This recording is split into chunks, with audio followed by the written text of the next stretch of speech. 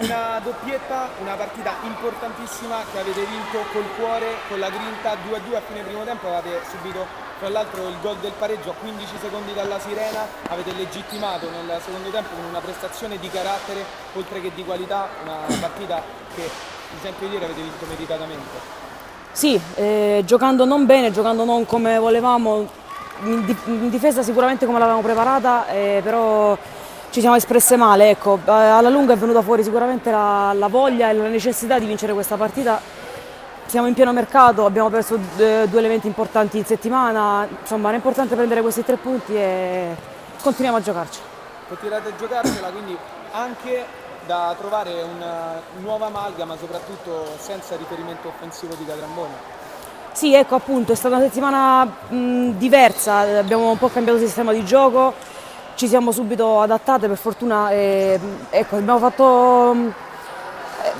ci siamo concentrate, ecco, abbiamo provato soltanto a contare sulle nostre forze, dato che siamo rimaste da 14, siamo rimasti in 12, l'espulsione del capitano, insomma è una domenica complicata, comunque ne siamo uscite fuori bene. Grazie mille.